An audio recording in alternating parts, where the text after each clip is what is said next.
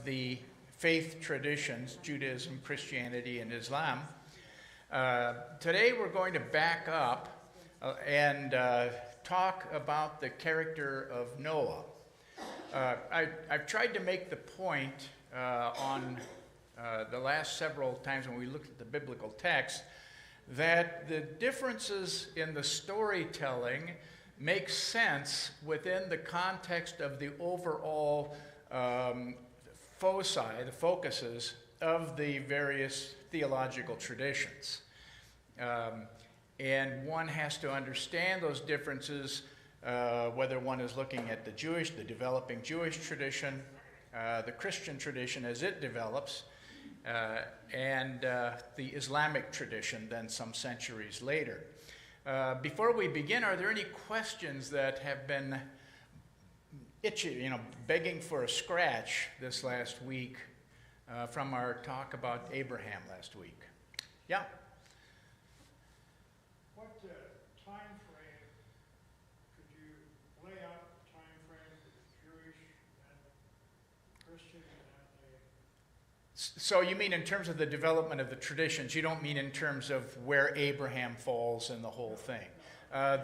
One point that I've tried to make is that Judaism can't be reckoned any earlier than the return of the Judeans from Babylonian captivity in the 6th century, about 520 or so BC. That's when Ezra, in the 400s, a biblical book named after him, comes back and recites the Torah, which obviously was in development during that period of time. And so you have, for the first time then, a collection of writings around which the Jewish tradition can sort of evolve. More strictly speaking, you can't really speak about Judaism prior to the development of the Mishnaic tradition, the Mishnah, and its interpretation in the Gemara, and that was taking place about 300 BC, 200 BC. By the time of Jesus, you've got that tradition pretty well in place, so that the folks living in that period of time certainly could be referred to as Jews. Then the Talmudic tradition, however, doesn't begin until after that. And so the Talmudic tradition, the collection of writings around which Judaism really circulates, is the product of the first, let's say, 6 centuries after Jesus. So Judaism, in other words, was developing its theological traditions about the same time that Christianity was coming on the scene. And we talked in the first session about the development of the basic theological claims of Christianity, focusing on Trinitarian theology and Christology, the development of how we understand Jesus in that whole frame of things. So they're growing up together, which is a rather interesting point because people think of Judaism as being back in the time of Moses or Abraham even. But really that's anachronistic to think of it in those terms. Islam? Oh, well, so Christianity is developing its Trinitarian and Christological theology in the 4th century. Constantine kicks it off. 4th century, 5th century, 6th century. They're still arguing about these things. What do we mean by Trinity? How does Jesus fit into the Trinity and divinity? And Islam comes along then in the following century. So Islam doesn't follow by too much the development of the basic Christian claims.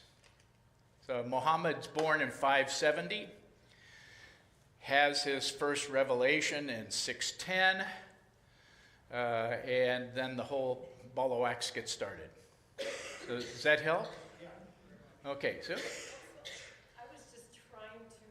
remember, we talked about how the Bible is chronological, Uh-huh. but the Quran is, can you just explain again how the Quran is? Okay, so if we want to look at Adam, the story of Adam, even though Adam will be referenced a few places elsewhere later on in the Bible, if you want to look for the story of Adam, you go to Genesis 1, Genesis 2, Genesis 3, etc. If you want to look for Noah, you go to Genesis 6, Genesis 9.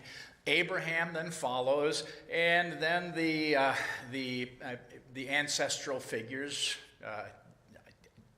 Jacob, Isaac,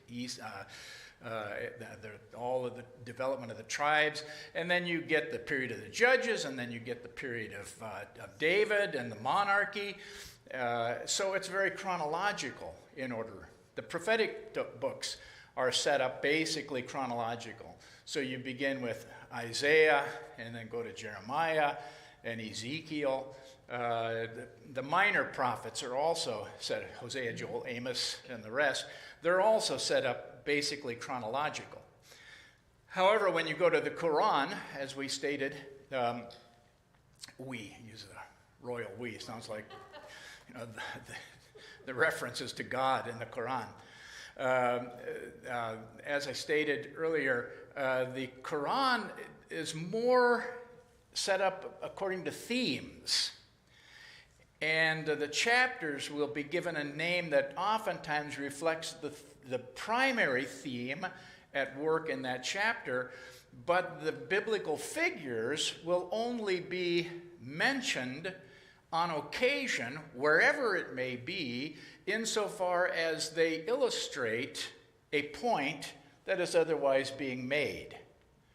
So that they serve the themes that come along, and you can't go to chapter 1, Surah 1, to find a story about Adam, because Adam's going to appear all over the place. And Abraham, all over the place. Noah, several different chapters, as we'll see.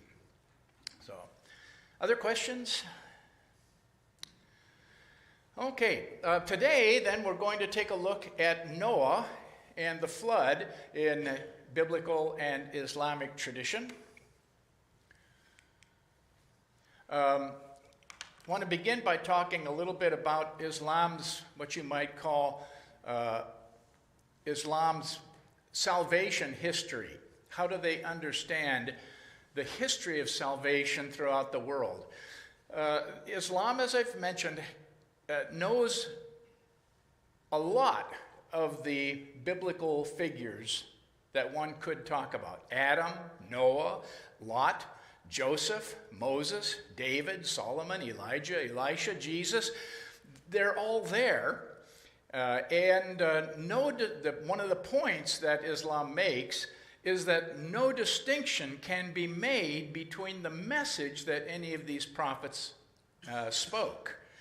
So that the same message that Adam would have spoken would have been spoken by any of the subsequent prophets, including Moses and Jesus and Muhammad.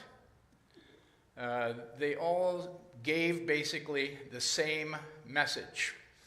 And so, for example, if you look at some of the major characters, Surah 3 is titled The Family of Imran.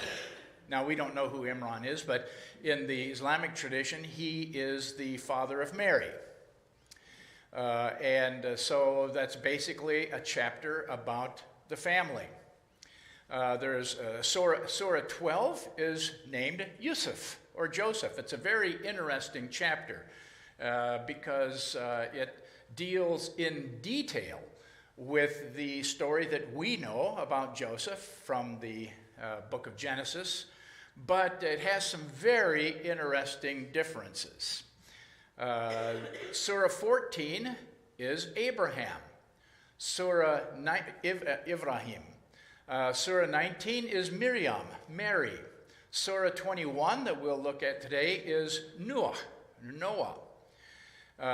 And so some of these prophets have chapters named after them. Yeah. Did you say 21?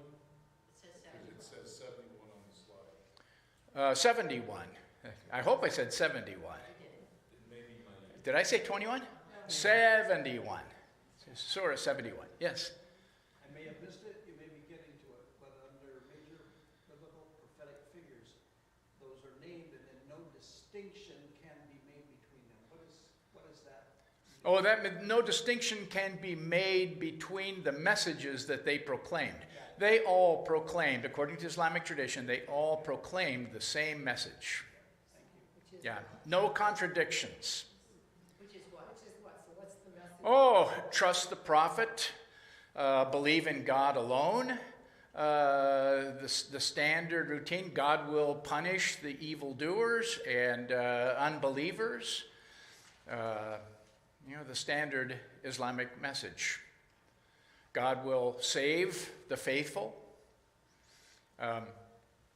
Okay, and then finally Muhammad is, as we mentioned earlier, the seal of the prophets. But there are a couple of prophets in the Islamic tradition that are unique, and we do not know about these folks. For example, Hud, Salih, and Shu'aib have verses dedicated to them, and they are understood in Islamic tradition to have been sent variously to their own people. The Quran often refers to the people of the prophets. So prophets were sent to their own people. I don't think it's like Jonah, who was sent to the Assyrians, who lived way the heck over there. The prophets were understood to have been sent to their own people, because their own people were the ones who were misbehaving and upon whom divine judgment was going to fall. Shu'aib, there's a traditional association with Jethro, who was Moses' father-in-law, and Jethro hardly makes it into the Old Testament tradition, but he's there. Sorry? Another slide with these names on them? Oh, Behind those slides. how's that? That's better. Sorry, I've got two machines here. Jethro is a character who shows up in the stories of Moses, but he's not a major figure. You may remember his name. In the Islamic and Quranic tradition, the prophets serve basically two functions. They serve as a prototype of Muhammad's own ministry, so that the stories are developed in ways that intend to highlight the commonalities between the prophet's life and Muhammad's life, in order to demonstrate that Muhammad is simply one more in the line of these prophetic characters, and the same sorts of things happened to him, and the same message is attributable to him, without there being any distinction or contradiction in that message.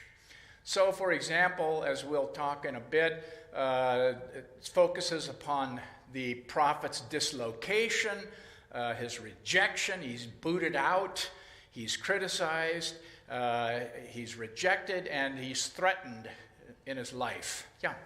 Are there any quotations from the biblical texts on the prophets, the words of any of the prophets in any of the Surah? Not that I can recall. I mean, there's little interest in saying that this is what the prophet Jonah said, for example. Of course, Jonah's an interesting example, because he only has one brief prophetic message: yet 40 days and Nineveh shall be destroyed. That's it. It fits well into the Islamic scheme of the prophets.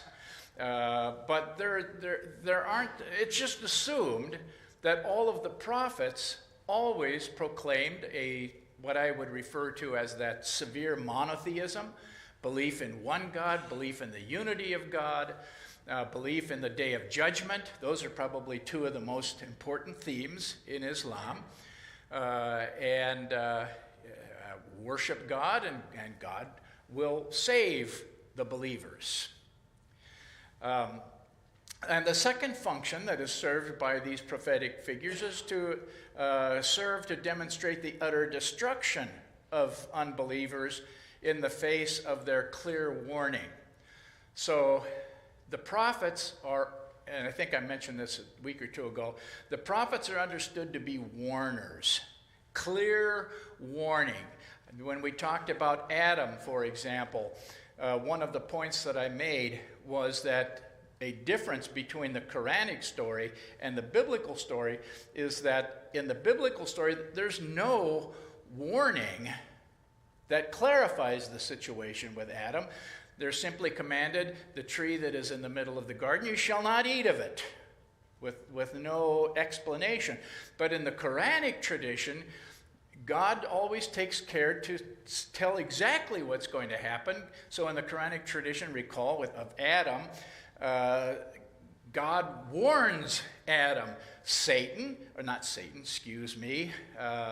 The Iblis, the satanic character in the Quran, Iblis is going to try and trick you. But don't listen to him. You can't get much clearer than that. So in the Quranic, the Islamic tradition, there's a focus on the prophet as being a warner. Which brings up again a figure like Jonah, who warns by simply saying, yet 40 days and Nineveh shall be destroyed. Jonah does not say repent. Jonah just says, it doesn't matter what's going to happen. You're going to be destroyed in 40 days. And of course, that sets up a problem then in the fact that God decides to change the divine mind in the book of Jonah and repents of the evil that God had planned against the people of Nineveh. And so it creates that theological problem. That would never happen according to the Islamic tradition. God does not change the divine mind. One of the themes of all of these prophets is that once God has declared a future coming destruction, that's it, baby. You're done. That's the final word.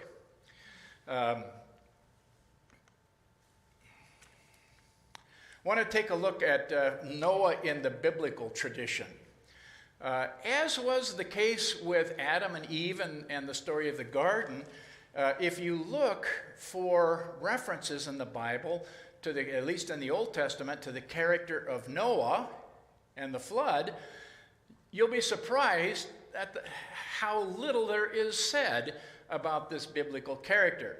There are basically two texts, Isaiah 54:9 and Ezekiel 14:1 or 14:12 following.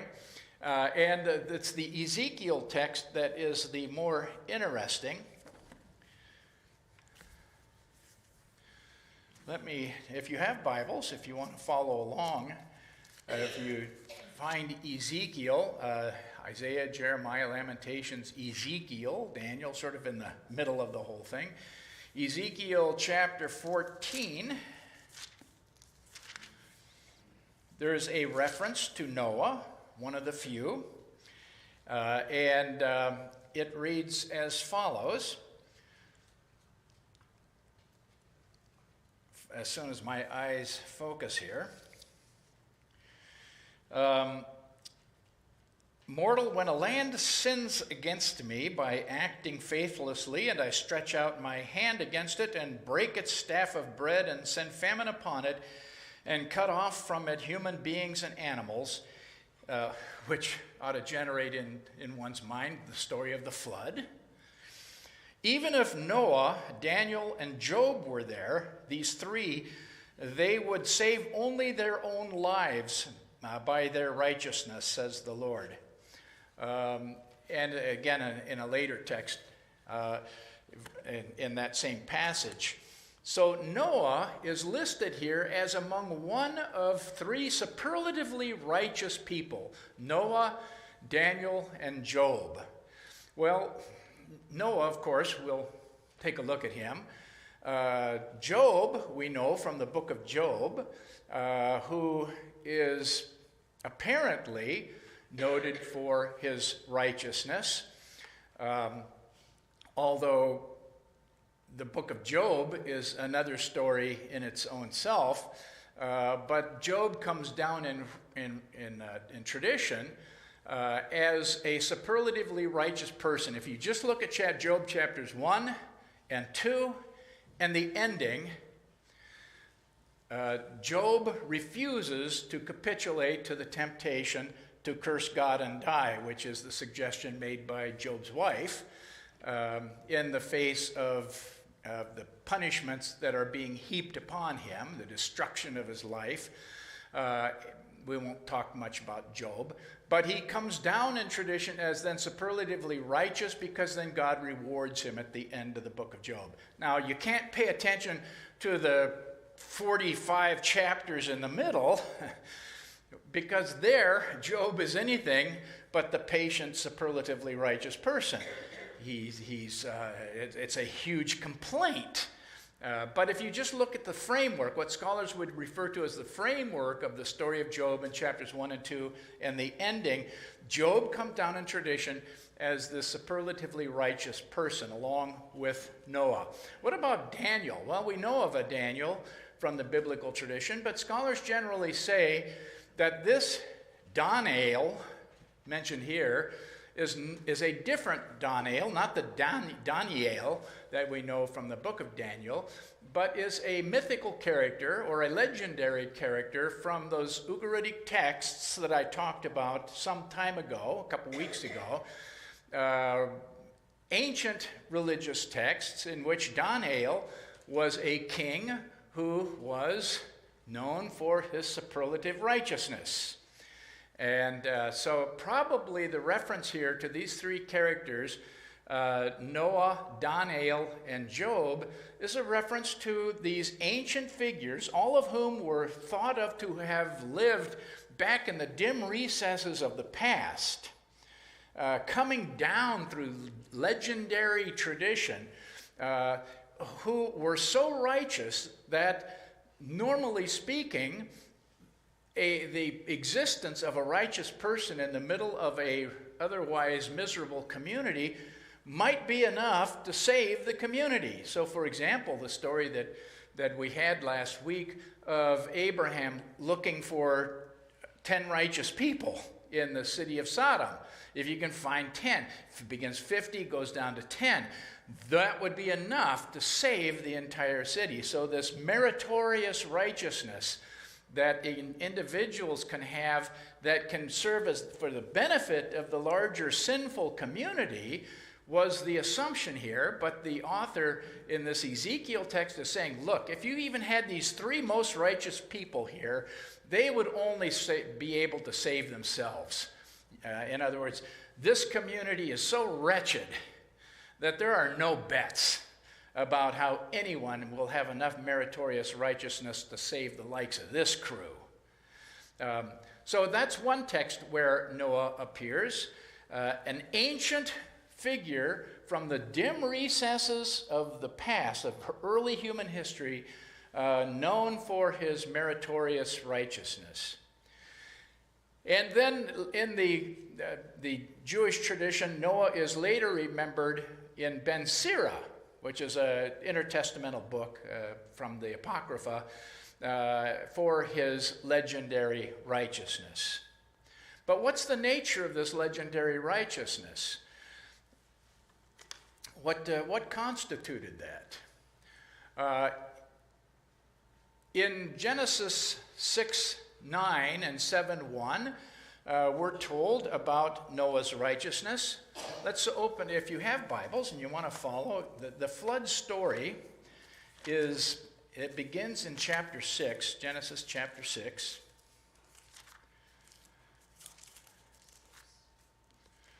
Somewhere in here.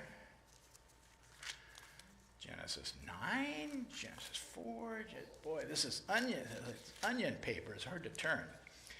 So in Genesis chapter 6, verse 9, for example, these are the descendants of Noah. Noah was a righteous man, blameless in his generation. Noah walked with God and had 3 sons, Shem, Ham, and Japheth. And then again in chapter 7, verse 1, then the Lord said to Noah, go into the ark, you and all your household, for I have seen that you alone are righteous before me, in this generation. But it never says anything about what constituted Noah's righteousness. How was he different than apparently everybody else? So you can tell that the biblical writers kind of wondered about this. In the New Testament book of Hebrews, chapter 11, Noah is understood to be, why is he righteous? Because he's an exemplar of faith. He is warned by God about a flood as of yet unseen. This section in Hebrews 11 remembers the great heroes of the faith because they trusted in things unseen. That's sort of the key for this chapter in Hebrews. And Noah then is illustrative of this because he trusted in God's word to build an ark. And it was going to rain 40 days and 40 nights. So he trusted God and believed in things yet unseen. In 2 Peter is another example of where the character of Noah appears. And here his righteousness is understood because he is a herald of righteousness. But scholars wonder what in the world that means. It could mean either that he is a herald who happens to be righteous, or he is one who preached righteousness. So it could go either way. Is he a righteous person, or did he preach about righteousness? But the interesting thing here is, what in the world was it that Noah preached? Where does the New Testament writer come up with the notion that Noah preached anything? Because if you check the text in Genesis 6 to 9, Noah says not one word. He doesn't say anything. And so, yeah. Could it not be his actions? You know, people were making fun of him and such, and he continued making the ark and all that, so he heralded by his actions. Well, it could be, yeah. In a righteous way, even though there was no proof or sign that the heavens were going to open up with water and, you know, rain down. Okay, that's as good an idea as any. I mean, one would think that there was a doer of righteousness. What does it mean to speak to him as a preacher of righteousness? Preach, you know, with words if you have to, but otherwise, you know. Okay, hey, this is my wife. Thank you for that. Sue? What did all the unrighteous people, what did the unrighteous people do? Was it that they worshipped multiple gods? Was that? Oh, in the Genesis tradition, we're not told. We don't know why. In the biblical tradition, we don't know why they're unrighteous. Well, we'll turn to that question in a moment. But it certainly is not clear from reading the story. In any event, in the biblical story, he may have acted righteousness, but how would the people around him have understood his building of an ark as being an illustration of righteousness? Because they don't know that God talked to him. They don't know what God was up to. All they know was that this fool was building this big boat, and they were making fun of him. So it could be that their unrighteousness was understood as they're making fun of some poor guy. But the story is very unclear as to what's going on in the background. So the question of this, of the cause, if we turn to Genesis chapter 6, verse 5, this is what the biblical text says about it. In verse 5, this is where the story of the flood itself begins. The Lord saw that the wickedness of humankind was great in the earth, and that every inclination of the thoughts of their hearts was only evil continually. So they had bad hearts. The thoughts of their hearts were bad continually. Not evil. I mean, in that, the word that is used there is the word for bad, ra'ah, not evil, rasha. So they had bad hearts. And this is all that's said about why it was that God then decided in the following verse. So the Lord said, I will blot out from the earth the human beings I have created, people together with the animals and creeping things, birds of the air, for I am sorry that I have made them. So you can see there's not a lot said about what constitutes either the righteousness of Noah or the bad hearts of the people. So scholars have wondered, is there more that perhaps is going on here? If one looks at Genesis 6, 1-4, the story that comes right before those verses that begin the flood story, we have this curious story. I think I may have alluded to it before, about the Nephilim. When people began to multiply on the face of the ground, and daughters were born to them, the sons of God, that is the divine council, whoever it was up there in the divine council, saw that they, that is, daughters, were fair, and they took wives for themselves of all that they chose. Then the Lord said, My spirit shall not abide in mortals forever, for they are flesh. Their days shall be 120 years. The Nephilim were on the earth in those days, and also afterward, when the sons of God went into the daughters of humans, who bore children to them. These were the heroes that were of old, warriors of renown. Well, that's a weird story, isn't it? One that doesn't get a lot of press, the story of the Nephilim, the giants of old. Now, these stories about the Nephilim, the children that were born to the divine union of the children of God and the daughters of women, were ubiquitous in the ancient world. Think, for example, of the Greek and Roman traditions of Hercules and all of the others who were the offspring of gods who couldn't keep it together and keep apart from humans.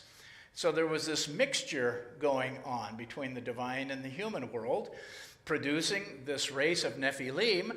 These were understood then in later tradition to be giants who show up much later down the road. So, for example, when you have the stories of the Israelites who leave Egypt in the Exodus and they're traveling through the wilderness and they show up then in the East Jordan area, they have to fight people, including people like Og of Bashan. And Og is remembered as one of the last of the Nephilim. And Og it even goes into detail about, you can still go up to Amman, Jordan, and see Og's bed, and it's so many meters big if you want proof about the existence of the Nephilim. Og had a very big bed. Denise's classmates in seminary made a lot of light of that. And even in the stories of David, much later than that, you have stories about David going up against the six-toed and six-fingered giants of Gath. So all through those early traditions, there was this fascination with these stories of these giants who had to have come, like Hercules, who had to have come about by the illicit union of divine sons of God and human women. Now, the interesting question that developed, especially in Jewish and Islamic tradition, was this. Wait a minute. If we have the Nephilim, who were already in Genesis chapter 6, verses 1-4, before the flood, how in the world do we get them centuries later during the time of the Judges or of David or whoever else? How did they survive the flood? Well, the answer is, and it's developed in Islamic tradition especially, these guys were tall. I can't remember, it might have been the figure of Og. Islamic tradition speculates on how tall this guy was.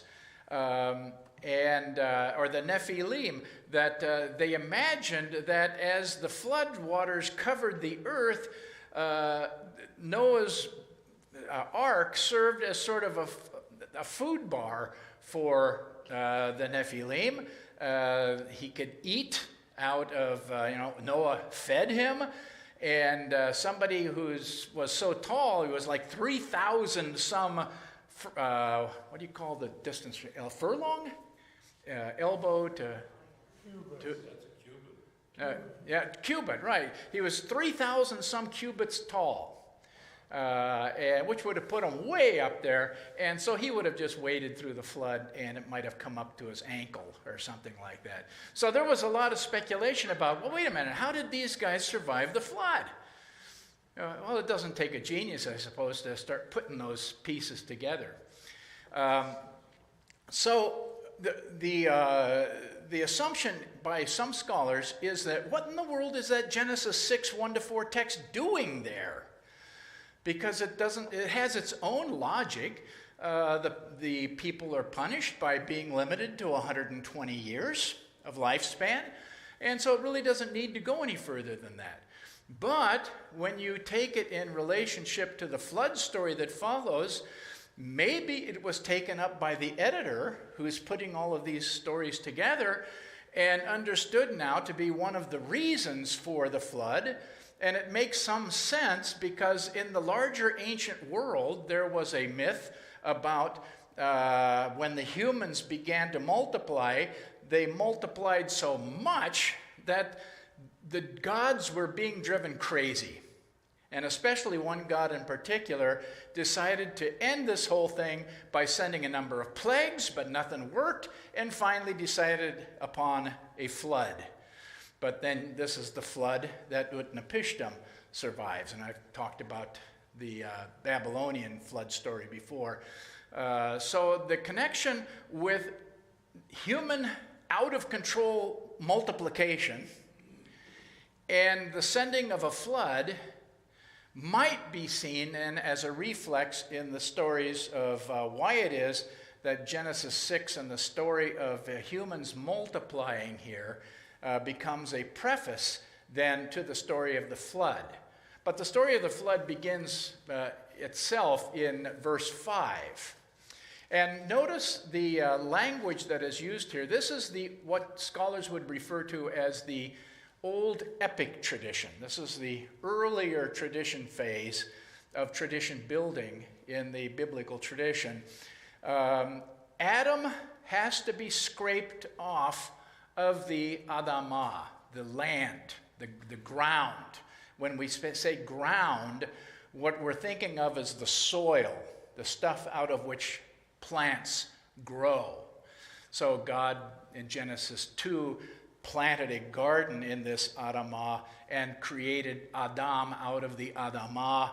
So now God is saying in this same tradition that the human being, the Adam, has to be scraped off of the Adamah in order to end this. But important here is how this story ends in the old epic tradition.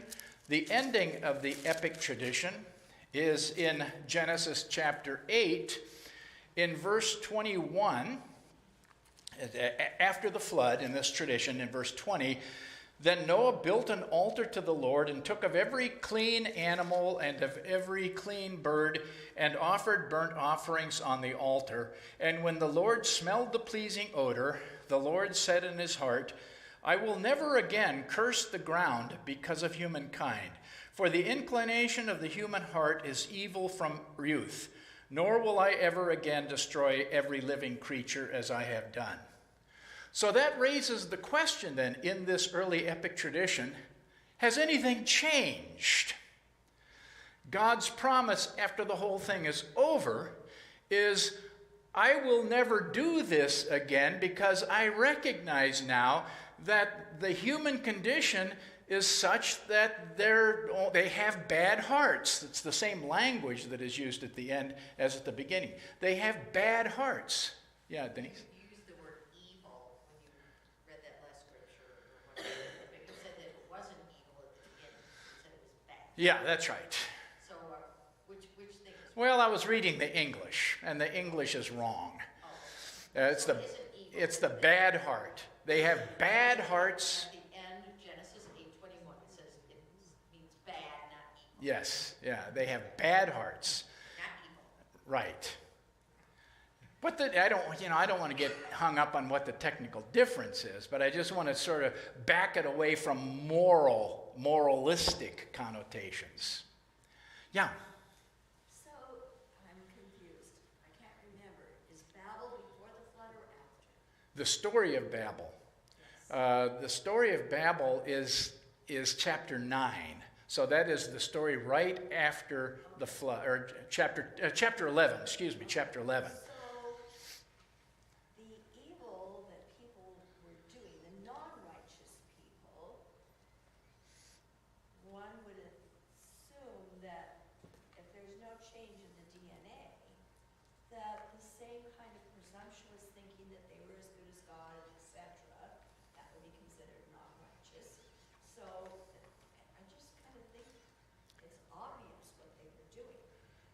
With Cain and Abel, murder would have been one of the things.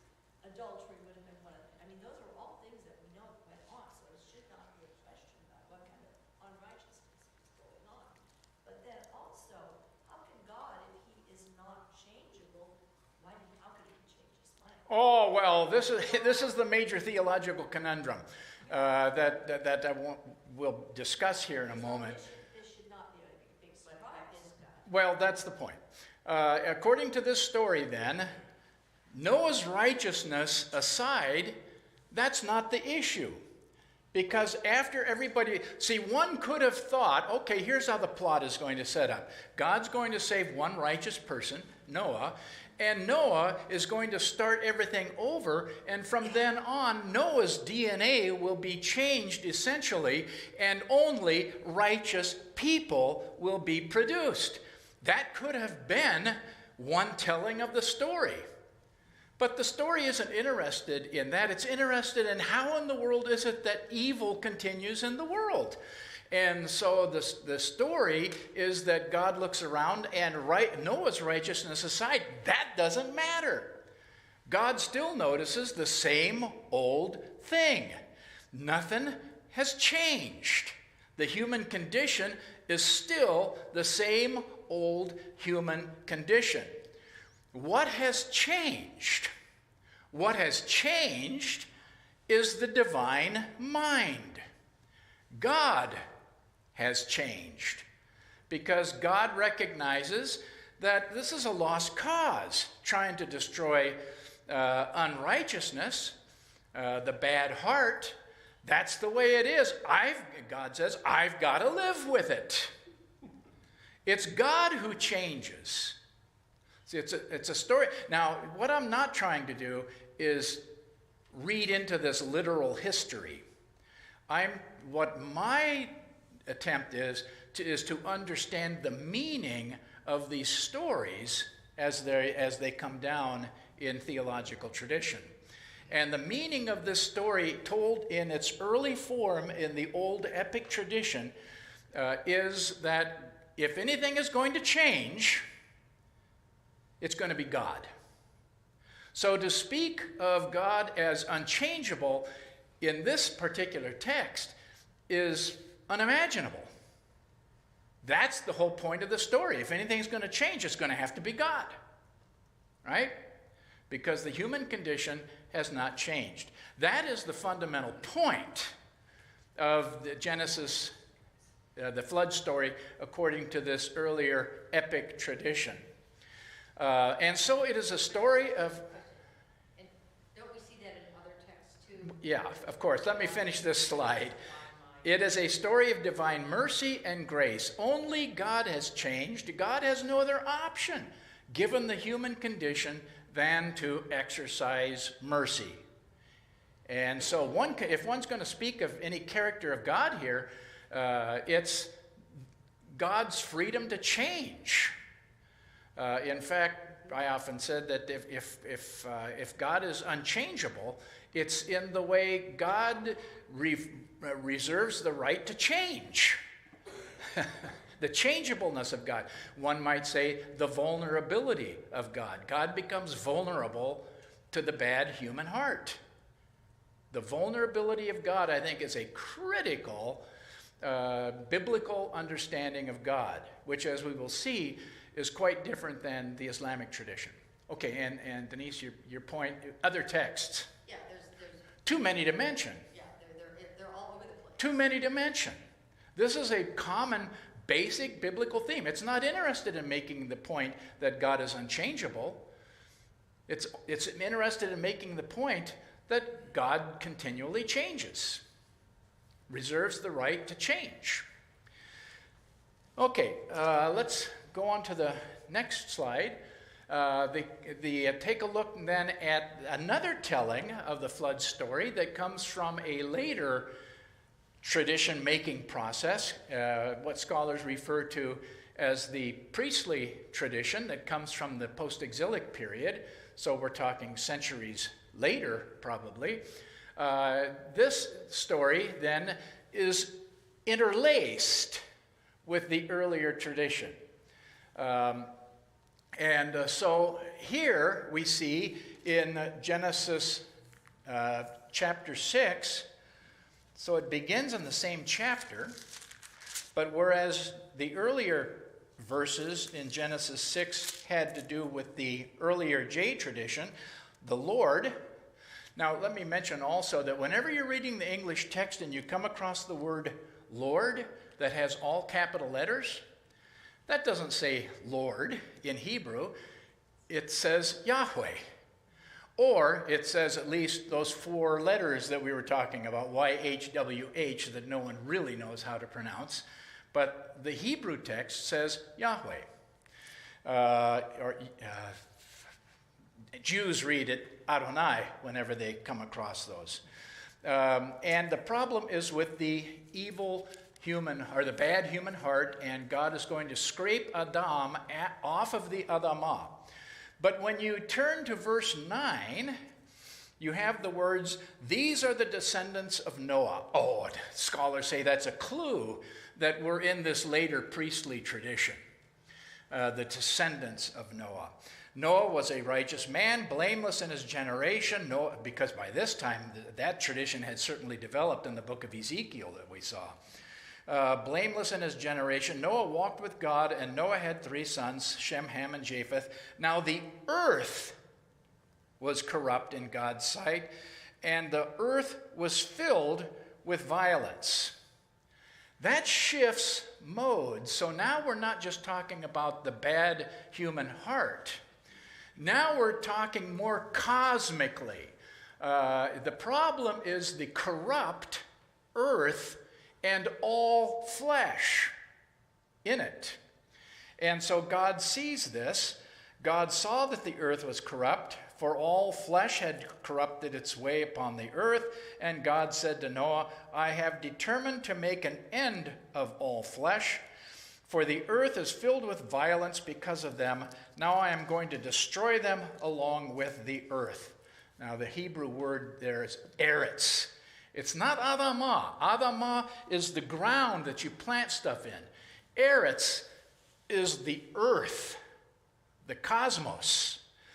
They didn't think of it in terms of a round planet floating in the middle of space, but it was a much more cosmic sort of a reference here.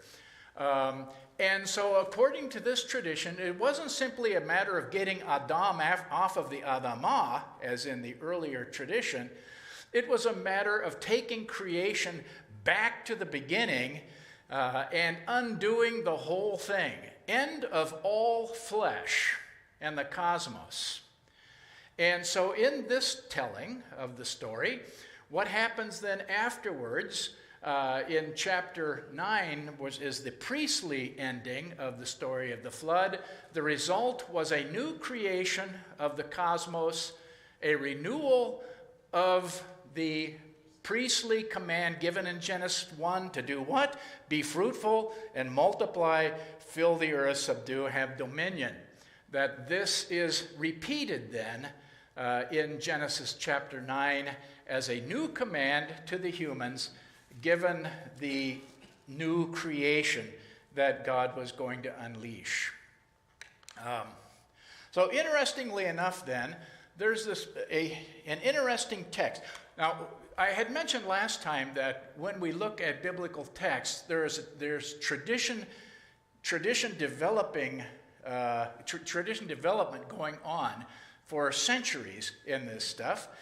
And sometimes you can compare blocks of material, like take a look at the books of 1st and 2nd Samuel and 1st and 2nd Kings as a history written of Israel fairly early on, and contrast that with the books of Chronicles, 1st and 2nd Chronicles. So you can contrast those two tradition complexes, but this is more interesting because they're interfaced with each other. They both occur in the same chapters in the book of Genesis, chapters 6, 7, 8, and 9. And so when you take a look at chapter 6, the earlier epic tradition, take a look at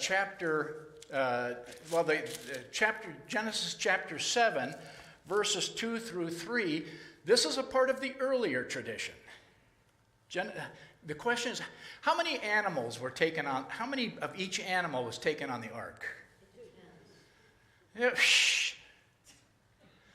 How many? We know from kids, there were 2. There's 1 pair of each taken on the ark. Let's read chapter 7, verse 2. Take with you, God tells Noah, 7 pairs of all clean animals, the male and its mate, and a pair of the animals that are not clean, the male and its mate, and 7 pairs of the birds of the air also, male and female, to keep their kind alive on the face of the earth. 7 pair. This is because in this earlier telling, it was presumed that humans were going to eat these animals. What were the humans going to live on? They were going to have to eat these animals. And so you need 7, especially 7 pair of the clean animals. Why? Because those are the ones that you could eat. You didn't need to worry about 7 pair of the unclean animals. Just take 1 pair of them. But get yourself 7 pair of the clean animals. What's your question back here? No, I think it's the same species because they knew that they were going to eat these things. But if we compare that then with chapter 6, this is the later priestly account where it says in verses 14 following, make yourself an ark of cypress. This is how you're to make it, and it gives the cubits and everything. Then in verse, where is that? In 19, and of every living thing of all flesh you shall bring 2 of every kind into the ark and keep them alive with you. They shall be male and female. Well, wait a minute. Now we're back to what we learned as kids. It's 1 pair of each animal. Is the assumption here that they're going to eat any of these? You eat that chicken, buddy, and you aren't going to have any more chickens. So the assumption in this telling of the story, in this later priestly tradition, is that the humans were vegetarians. They didn't eat the animals, and so they only needed to take 2 in order to preserve life. Now, this telling of the story then is continued in chapter 9, which is also part of this later priestly telling of the story. After the flood, it says in chapter 9, God blessed Noah. Now notice that in these priestly texts, it's almost always God blessed Noah. If you read the earlier epic tradition, it's the Lord blessed Noah. That's because the earlier tradition is called the Yahwistic tradition because it uses the word Yahweh all the time. Whereas in this later tradition, it's called the Elohistic tradition because it only uses the word Elohim, God. So that's how scholars can feather apart these various tradition-building complexes. So in chapter 9, it says, God blessed Noah and his sons and said, be fruitful and multiply, fill the earth, going back to the priestly text in Genesis 1, pulling that out again to talk about the new creation. The fear and dread of you shall rest on every animal of the earth and on every bird of the air, on everything that creeps on the ground and all flesh of the sea, or fish of the sea. Into your hand they are delivered. Every moving thing that lives shall be food for you. And just as I gave you the green plants, which is what God gave to Adam and Eve back in the priestly tradition in Genesis 1, all the trees, I give you all of the trees to eat. In Genesis 1, the man and woman are vegetarian. And here in Genesis 9, the continuation of this story, now for the first time, they don't have to be vegetarians anymore. They are now, for the first time, given the right to eat animals. And so that's why, in this priestly telling of the story, they need to bring 7 pair of animals on board. No, wait a minute, I got that backwards. In the earlier tradition, they bring 7 pair. In the priestly tradition, they only have to bring 1 pair because on the ark, they're still vegetarian because they're not given the right to eat animals until Genesis 9, after the flood is over. So there's interesting little shifts in the storytelling here based upon those sorts of things. In the priestly account also, we had said that in the earlier epic tradition, the whole point was that if anything's going to change, what is it that has to change? The divine mind. God has to change in order to accommodate the bad human heart. Very similar theme at work in the priestly tradition in Genesis chapter 9, when the story is that God puts a rainbow in the sky as a remembrance. The important thing here is to recognize that it's for God's remembrance, so that when I see it, I will remember. It's not said so that when you see it, you can remember. It's so that when God sees it, God can remember. Well, that's kind of strange because that implies that God might forget. It's like a string around God's finger. And God will see the rainbow and say, oh, yeah, that's right. I promised I wouldn't do that. When do you see the rainbow given a storm? At the end. You see the rainbow at the end. So we know there are storms in life. But the point of this is that God puts the rainbow there to reassure us in the midst of the storm that God will see it. Come on, God, look. See that thing over there. And God will remember not to do this again. Human action then falls out of the equation. It's not so that we can see it and do anything. It's so that God can see it and choose not to act based upon human achievement, but on the character of God's own self. This is a hallmark of that later priestly tradition. If you look at Ezekiel 20, it gives an outline of the history of Israel. They did this and they did that and they sinned, And I said, I'm going to wipe them out. But then I changed my mind based upon, my own character. And I said, I won't do it. And then it went on. And then they sinned again. And I said, I'm going to wipe them out. But then I didn't do it because of the nature of my own character.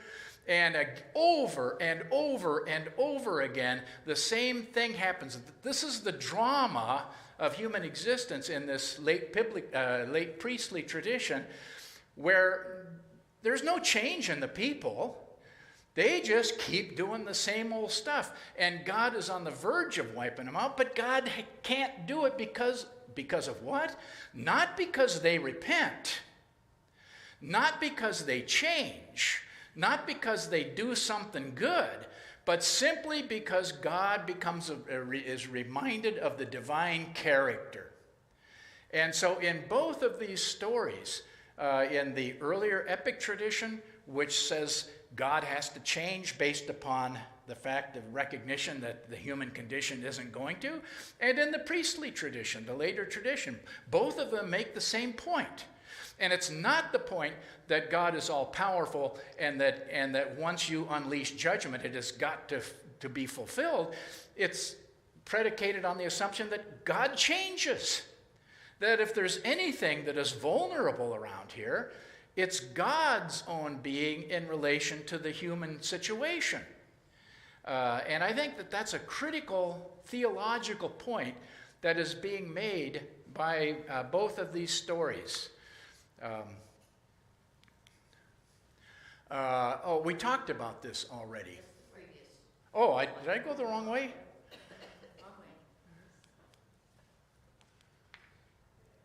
Yeah, okay. Now, any questions on that? Yeah. Question back in Genesis 3 and 4. In 3, they're driven out of the garden, and guess who's dressed in skins? And Yeah. in 4, Abel brings a sacrifice of livestock. Much was later tradition? What are you saying there? I didn't understand the question, sorry. Well, if they are presenting their sacrifice essentially to their dad, and it's from the fat of the animals, they're raising livestock, they're not eating just vegetables. They're raising livestock. Yeah, in the 4th chapter. I didn't hear the last part of your sentence. In the 4th chapter of Genesis. Yes, they're raising livestock. Sure. And Cain and Abel. Cain brings his, I think he brings the vegetable offering, and Abel brings the flesh offering. Right. As a time of blessing. They're not eating only plants, is the point. Oh, that's because that's a part of the earlier epic tradition. And in the epic tradition, Genesis 2, and the stories of Cain and Abel, that comes out of the epic tradition. They're not vegetarians, they're animal eaters. So, that's not a problem, really. But now here in the priestly tradition, you wouldn't have told that story in the priestly tradition because they're obviously vegetarians in the priestly tradition. That's one puzzling thing for a lot of folks when they're reading the biblical traditions. It seems like there are contradictions, but you have to recognize that there are different tradition complexes that have been sort of put together. Sometimes they're put together like you shuffle a deck of cards, like here in the flood story. At other times, they're kept apart. It's like you've got two blocks of material and they're just sort of set side by side. So, other questions? That's a good observation, though, to illustrate that problem. Someone is stuck in JDP. Well, that's exactly what it is. I don't want to go into that, but yeah. Okay, now if we turn to the Quranic tradition, there are a couple of chapters that focus on this. Surah 71 especially, it's called Nuh, or Noah, and it focuses on his prophetic ministry. It doesn't focus on details of the ark or the flood itself. It's just not interested in those sorts of details. It doesn't focus on the number of animals or the number of days, on its scope or duration. What it focuses on is Noah's arguing with his people. Now recall that we said in the Genesis tradition, chapters 6 to 9, Noah does not say one word. It's not until after chapter 9, after the flood, where you finally have Noah say something, but even then it isn't much. And he ends up,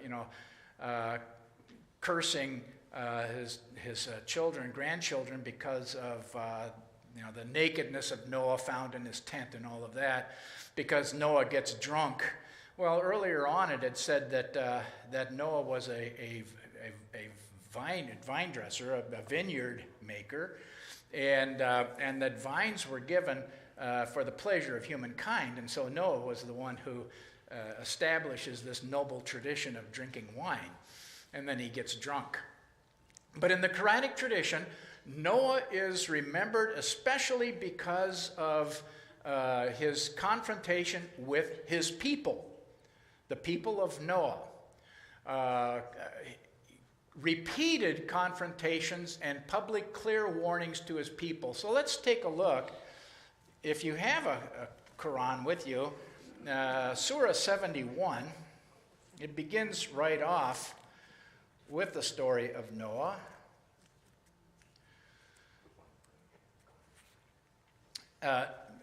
Notice how it begins. Like all of the surahs begin, in the name of God, the Lord of mercy, the giver of mercy, in the name of God, the merciful, the compassionate. Bismillah ar-Rahman ar-Rahim in Arabic. So every surah begins with a remembrance of the mercy and grace of God. But then you go on to read about a God who doesn't quite show the same mercy in the same way that the biblical tradition shows it, when we realize that it's God who has to change in the midst of all this. So in Surah 71, we sent Noah to his people. Warn your people before a painful punishment comes upon them. And so Noah said, my people, I am here to warn you plainly. A plain warning, critical of understanding Islamic tradition. Serve God, be mindful of him, and obey me. He will forgive your sins and spare you until your appointed time. When God's appointed time arrives, it cannot be postponed. If only you understood. So, as elsewhere, Noah is understood in the Islamic tradition to be a warner. He said, my Lord, I have called my people night and day, but the more I call them, the further they run away. Every time I call them, so that you may forgive them.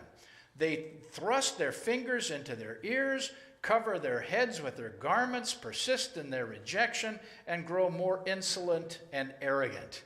I have tried calling them openly. I have tried preaching to them in public and speaking to them in private. I said, ask forgiveness of your Lord. He is ever forgiving. He will send down abundant rain from the sky. Yeah, he will. He's about to. He will give you wealth and sons. He will provide you with gardens and rivers. What is the matter with you? Why will you not fear God's majesty? And on it goes. This is the focus of the story of the flood in the Quranic tradition. It's not interested in really what's going on in the building of the boat and all that. It's interested in presenting, number one, presenting Noah as a warner who gives the people clear warning, and number two, showing how much Noah's life looks like Muhammad's life. Because when Muhammad preached to his people in Mecca, he got the same sort of ridicule and rejection that Noah got. And so the story is presented in the Islamic tradition to show how Muhammad himself stands in the same sort of line of the prophets, all of whom received the same treatment. The issue then is in verses 21 to 24, the issue is idolatry. This is what the people are doing. Remember the stories about Abraham breaking his father's idols in his father's idol-making shop. Well, that was the big problem because Muhammad's raised in this situation where his main target is the Kaaba, which has all of these idols in it, and that people are worshiping these idols. And finally, Noah's prayer for destruction in verses 24b to 28. Let me read that. Lord, bring nothing but destruction down on the evildoers. They were drowned and sent to hell for their evil doings. They found no one to help them against God. And Noah said, Lord, do not leave any of the disbelievers on the earth. If you leave them, they will lead your servants astray and beget only sinners and disbelievers. Lord, forgive me, my parents, and whoever enters my house as a believer. Forgive believing people, men and women, but bring nothing but ruin down on the evildoers. So here again, we see that in the Islamic tradition, all of humanity is divided into two categories: believers and non-believers. And all non-believers will be destroyed in God's punishing wrath, and all believers will be saved.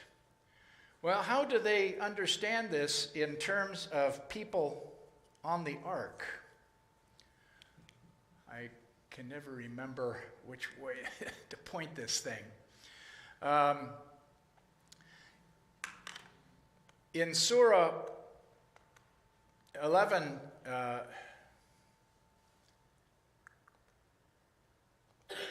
in Surah 11, verses 25 to 39, it reads like Muhammad's autobiography, but we just read that also, the pain of his own ridicule and rejection by his own townspeople. Noah is a paradigm of what's going to happen to Abraham. 54:9 is interesting because it indicates that they threatened to stone Noah and drove him out of their midst. See, it's much more interested in the interaction. The Quranic story is much more interested on the interaction of Noah and his community. There is scant attention really given to the story of the flood itself. Who made it onto the ark? In Islamic tradition, all believers will be saved. And so Islam struggles with this question in terms of who makes it onto the ark. It has to be, you can't leave unbelievers, you can't leave believers behind. And you can't have unbelievers on the ark. And so in 11:42 to 43, it says that Noah's own son did not board the ark. One of Noah's own family. Well, we don't know that from the biblical tradition because the biblical tradition is interested only on Noah and his righteousness. It doesn't tell us what the others looked like. It's not interested at all in terms of what kind of people they were. It's just Noah. But Islam has to follow its own logical way of thinking, and so only believers can be on the ark, and no unbeliever can get on the ark. And so if Noah's son was not a believer in the Islamic tradition, he didn't make it onto the ark. And an interesting question is the fate of Noah's wife in 66:10. I'm close here, so let me read that verse.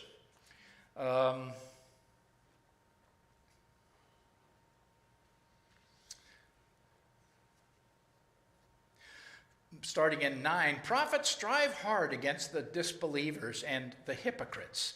Deal with them sternly. Hell will be their home and an evil destination.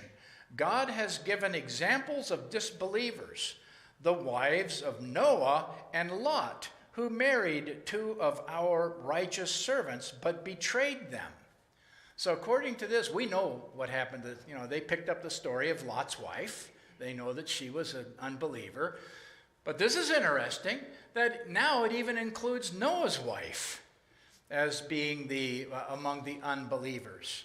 So, they had a debate about, well, did Noah's wife make it onto the ark or not? But you can see that they're struggling with their basic theological commitments as to who could make it onto the ark. So in short, and I want to conclude then with this summary slide.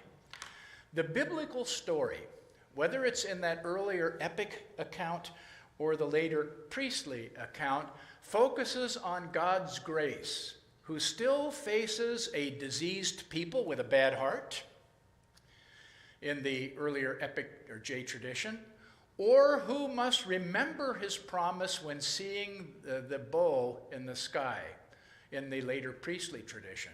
It is a story of divine vulnerability and grace. It's not a story about divine constancy.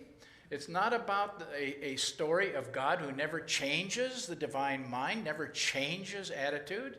It is strictly a story about a God who does. A God who becomes vulnerable to the human condition. Whereas in the Quranic story, it rehearses the Islamic focus upon the human decision to submit and obey. Everything is contingent upon that, to be obedient. And it rehearses the Islamic focus on the human, to be Muslim. That's what to be Muslim means, to be submissive, to submit to the divine will. And in the Islamic, in the biblical tradition, the sign, if you want to speak of a sign in the priestly tradition, it's the sign of the rainbow in the sky, that God will see and God will remember, and God will change the divine mind in what to do going forward. In the Quranic story, there is a reference to a sign, but the sign is not the rainbow, but rather it is the ark or the story itself. And the question at the end of the telling of the story is, who will believe and be Muslim? So there is a fundamental distinction, theologically speaking. Islam is, I want to make 2 points here. Christianity, I think, is built upon the solid biblical understanding of the vulnerability of God in relationship to the human situation. God's character demands the divine yield, the divine prerogative, when it comes to dealing with this creation and the human being. And I think that this is the basis for Jewish theology and Christian theology. In Christian theology, I think it's no accident that the end result of this talks about the divine vulnerability on the cross. That this is a logical development out of that long biblical tradition that speaks of divine vulnerability in the context of human brokenness. That's how God deals with human brokenness. In the Islamic tradition, I'm not sure why. Maybe it has to do with the fact that Muhammad lives in Medina and has to take control of this developing community and becomes the governing authority and is involved in all of these wars with his political enemies down in Mecca. But for one reason or another, Islam is focused much more upon the unchangeable character and the all-powerful nature of God. If you're going to speak about divine omniscience, God knows everything, and divine omnipotence, divine power, you have that in places in the biblical tradition, but I think it disappears, it's swallowed up in the biblical tradition by the tradition of divine vulnerability. But in the Islamic tradition, the focus, the stress is on the notion of divine omniscience and divine power, omnipotence. In other words, I would say if you're really interested in having a religious experience that focuses upon omniscience and omnipotence, be a Muslim. That's where that it really hits home. Christianity did not move in that direction. So theologically, I think there is a huge divide at work here in the telling of the story of the flood. The biblical telling makes sense within our theological convictions. The Islamic telling makes sense within the theological perspective of Islam. So I'm not trying to set up one as wrong and one as right. What I'm trying to do is show how the storytelling tries to be authentic to the tradition out of which it comes. And our storytelling comes out of the tradition that ends with Jesus' death on the cross and his resurrection. So that's all I have. Well, that took longer than I thought. But we have some minutes, so next time just give me a signal. Next time, well, it's our 5th time, isn't it? So we're talking about Jesus in the Islamic tradition, in the Quran. We could spend another session talking about Jesus in the developing Christian tradition. That's fascinating. And some of that comes over into the Islamic tradition, too. So, questions? Does that fit with the original idea of we have a free will in Genesis with Adam and Eve, and then our free will means that sometimes our hearts are broken and then sometimes we follow? Yeah, the notion of free will is really difficult, and I'm hesitant to step my foot into that tar pit. It goes both ways. Mostly talking about the humans in both the religious traditions are understood to be free agents who make our decisions, and we make a lot of bad decisions. There is very little evidence in the biblical tradition or in the Islamic, well, in both traditions there's some evidence for talking about God steering things so that we really are more captive to the divine will than we are. Think of, for example, of God hardening Pharaoh's heart. Scholars don't know what to do with texts like that. Because does God harden hearts so that you have no free will? Calvinism especially moved in this direction. Presbyterians, the Reformed tradition, talking about double predestination. God predestines for here, predestines for there. Luther didn't want to go there. You had to drag him kicking and screaming into a conversation about that. So Lutherans are a lot more neuralgic about talking about things like free will and predestination.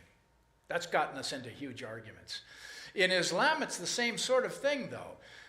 But in Islam, because the stress is upon the all-powerful nature of God, the omnipotence of God, God knows everything, God's omniscient, and God's in control of everything.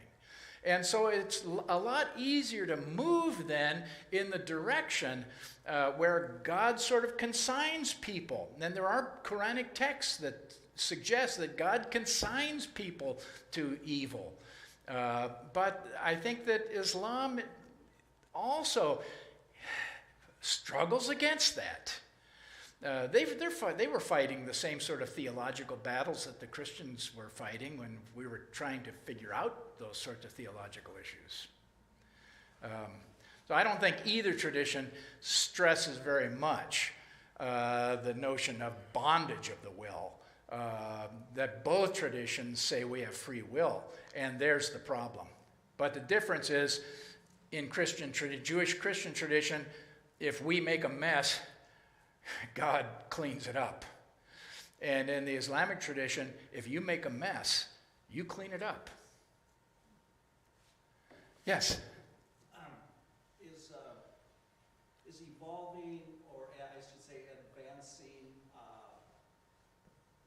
archaeology and scholarship, it seems to cast some light on the historical accuracy of the Bible.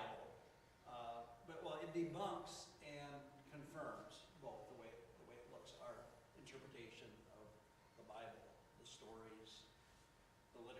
does the same archaeology and scholarship cast a light on the historical accuracy of the Quran? Well, that's a difficult question because I've done enough archaeological work to know the ambiguity of archaeological discoveries and finds, and I'm not very sanguine about the notion that, quote, archaeology proves the Bible. It can prove some things, it can give evidence to some things, it can show problems with other things. There are huge problems with, for example, the account of the settlement of Israel in terms of archaeological discoveries. So it's a mixed bag. In terms of Islam, I don't know the answer to that question. In general, Islam prides itself on being very scientifically minded. Now, I think that that's rhetoric, but still, I think it comes out of the days when Islamic culture was the leading culture of the world back in the 1000s, 1100s, 1200s. But in terms of archaeological discoveries, I think Islam would want to lean on the side of saying, see, it proves what we're saying. But whether it really does or not, I have my deep suspicions. But they're very concerned about showing how scientifically this is provable. Other questions? Okay, well, next week then we're going to take a look at the Islamic and Quranic understanding, storytelling about Jesus. And I think it'll be fairly straightforward how they feel about Jesus. So if there are no other questions, we'll let you go a few minutes early. And so have a good afternoon, folks. I don't know. Add them to the 4 minutes you came early. Yeah.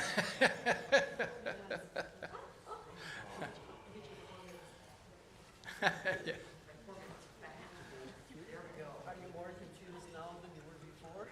No, I'm really interested in trying to investigate the ties between Islam and Christianity and traditions. So I really enjoyed it.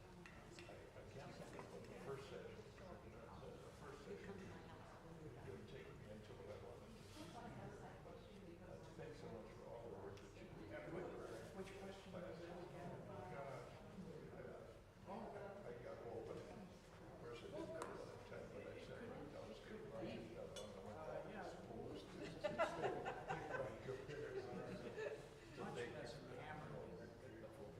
Did it make sense to you when I went through it? Oh, of course it did.